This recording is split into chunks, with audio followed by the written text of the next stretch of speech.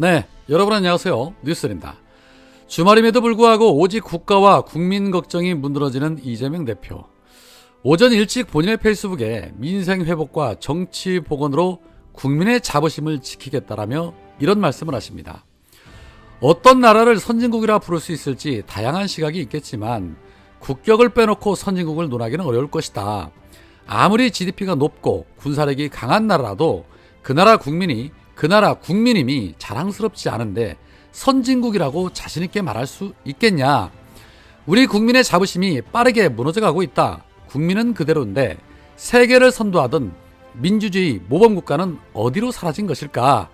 눈 떠보니 후진국이라는 일각의 유행어가 현실로 입증되고 있다. 국민의 삶을 챙기지 않는 정치의 책임이다. 먹고 사는 문제가 벼랑 끝에 내몰렸음에도 민생 대신 정쟁으로 정치를 실종시킨 탓이다. 정치가 희망을 주지 못했다는 국민의 호된 질책에 고개를 들기가 어렵다.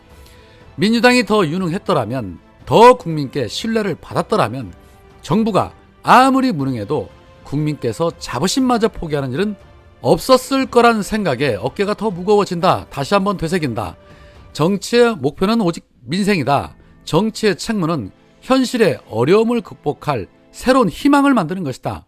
민주당은 그 책임과 의무를 다하고 대한민국 국민임이 더 자랑스러운 나라를 만들기 위해 흔들림 없이 나아가겠다라고 말했습니다. 윤석열 정권 들어선 지 1년 반이 지나면서 이재명 대표의 말처럼 국가는 더 후진국이 됐고 우리 국민의 자부심도 무너진 게 사실입니다. 지난 정부 때만 해도 전 세계인들의 찬사를 받았던 국가였고 국민이었는데 불과 1년 만에 창피해서 말도 못 꺼낼 지경이 됐으니 말이죠. 오죽하면 말입니다. 나라를 대표한다는 윤석열, 이미 글로벌 호구라는 거 다 알고 그 배우자는 수많은 과거 전력 때문에 기피하는 현상까지 나타나고 있습니다. 부산 엑스포 유치를 위해서 현재 프랑스에 가 있는 윤석열 부부. 그런데 이 대통령실에 따르면 마크롱 대통령의 부인인 브리지크 마크롱 여사가 김건희와 전화통화만 했다고 합니다. 윤석열이 마크롱 대통령과 정상회담을 가졌으면 의뢰 영부인들끼리의 환담 정도는 기본 중에 기본입니다. 그런데 마크롱 부인이 김건희를 만나지 않고 전화통화만 했고 또 통화에서 김건희는 마크롱 부부가 전해준 반려동물 선물에 대한 감사 인사 그리고 전시회에 관한 통화를 나눴다고 합니다. 굳이 만날 필요 있겠냐. 왔으니 모른 척은 못하겠고 그냥 선물 정도나 주고 보내자라는 마크롱 여사의 태도에서 정말 창피스럽습니다. 저들도 김건희에 대한 수많은 정보들이 있을 테니 아마도 껄끄러웠겠지요. 그야말로 국가적 망신인 겁니다. 차라리 말이나 말 것이지 반려동물용 선물 받은 것이 무슨 자랑거리라고 또 그것을 홍보하듯이 떠들고 기레기들은 또 퍼나르고 어쩌다가 대한민국 국격이 이 모양이 됐나 싶습니다. 하루라도 빨리 복원시켜야 할 텐데 말이죠. 여튼 이재명 대표는 자나깨나 고달픈 민생을 살리고자 횡재세 같은 입법안을 도입을 하려는 등 안간힘을 쏟고 있는데 문제는 국힘당의 반대는 당연한 것이겠지만 더 큰 문제는 민주당 내 내부 반발이 만만치 않다는 겁니다. 일단은 첫 번째 문턱인 국회 정무위 소유에 비명계 의원들이 다수 포진해 있고 또 일부는 아예 공개적으로 부정적인 의견을 내고 있다는 것입니다. 금융권 출신인 초선의 이용우 의원 어제 의총에서 은행의 채무 조정이 먼저 이루어지는 것이 현실적인 대안이다. 신중해야 한다라며 이재명 대표 면전에서 대놓고 부정적인 의견을 냈다고 합니다. 그리고 또 다른 의원도 시장 논리에 역행한다며 반대하는 뜻을 밝혔다고 합니다.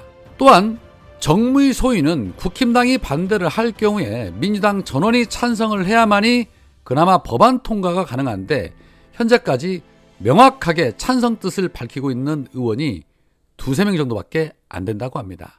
이에 당 지도부는 계속 설득하겠다라는 방침이라고 하는데 참 갈 길이 멀죠. 어떻게든 비명계 의원들 어르고 달래고 감싸주고 안아주고 단합과 통합을 외치며 하나로 똘똘 뭉쳐야 한다라고 해도 이게 쉽지가 않습니다. 개혁을 추구하는 개혁파 의원들은 하나둘씩 다 나가 떨어지고요. 그나마 수박계 의원들은 뜻에 따르지 않고 사사건건 발목을 잡고 있으니 갈 길은 멀고 길은 험한데 곳곳에 짐승들은 수시로 출몰해서 이렇게 수시로 위협하고 있으니 이 얼마나 힘든 여정이겠습니까? 거기에 총선 시즌 다가오니 여기저기서 이리때처럼 공천 냄새 슬슬 맡고 기어나오는 동물 아닌 정치 짐승들도 적지가 않죠. 이재명 대표 혼자서 감당하기에는 너무 많은 짐승들이라서 그래서 지지자들이 이재명 대표 곁에서 함께 싸워주고 있는데 이마저도 결별하라고 주장하는 인간들, 그들에게 이제 더 이상의 자비는 사치이자 곧 민주당 폭망의 길이라고 봅니다. 최강욱 의원을 징계했던 것처럼 남영희 부원장이 사퇴를 했던 것처럼 비명계들에게도 엄중한 잣대 들이대야 합니다. 행여나 저들이 무슨 무소속이나 또는 신당을 창당해서 민주당이 불리한 한이 있더라도 털고 갈 건 털고 가야지요. 자, 그런 가운데 앞뒤 맥락도 따져보지 않고 최강욱 의원의 페이스북 글을 보며 정치적인 발언을 한 한동훈. 어제 한동훈 울산 일정 방문 중에 최강욱 의원의 암컷 발언에 대한 기자들의 질문에 느닷없이 인종, 여성 혐오 발언을 공개적으로 구사하는 사람이나 집단은 민주주의 공론장에서 퇴출당하는 것이 세계적인 룰이다. 최강욱 전 의원이 이게 민주주의다 멍청아 이렇게 얘기했죠. 이게 민주당이다 멍청아 이렇게 하는 게 국민들이 더 잘 이해할 것 같다라고 입을 털었습니다. 다수의 국민들이 지지하는 민주당을 멍청이당으로 폄하하는 일개 장관의 수준, 좌시해서 안 된다고 봅니다. 여튼 이렇듯 한동훈의 황당한 발언에 최강욱 의원 페이스북을 통해 이렇게 후려칩니다. 바보야, 문제는 민주주의야. 링크한 글을 봐야지. 제대로 번역도 좀 하고. 내가 지적한 건 조선 김대중 칼럼의 내용이라는 게 분명하지? 수준에 맞지 않게 너무 어려운 주문인가? 어떻게든 끼어들고 싶었으면 원문을 봤어야지. 그냥 몰아가는 기사에 기대어 떠들 일은 아니지. 우리 헌재는 만약에 어떤 정무직 공무원이 공개 석상에서 맥락에 닿지 않게 끼어들어 정치적으로 편향된 언사를 남발하면 헌법 위반으로 탄핵 사유라는 취지의 판례를 남겼다. 하도 어이가 없어 그냥 무시를 하려다가 이렇게라도 알려주지 않으면 계속 멍청이로 남을 것 같아 설명까지 해줘야 하니 좀 그렇네. 이제 기사가 과연 정정이 되는지, 이렇게 지적한 진실이 과연 어떻게 담기는지 한번 함께 살펴보시지요 라고 후려쳤습니다. 한동훈의 정치적인 발언은 이미 정치적 중립성을 위배한 게 수차례이고 탄핵 사유는 차고도 넘칩니다.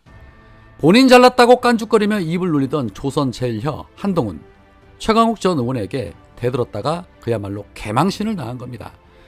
최근에 기레기들이 이준석 신당론으로 이준석이 이슈를 점하자 한동훈을 끌어올리려 애쓰는 모습이 역력해 보이는데, 윤석열이 곧 한동훈이고 한동훈이 곧 윤석열입니다.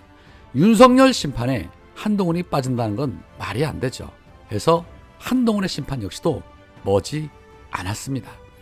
오늘은 여기까지입니다. 고맙습니다.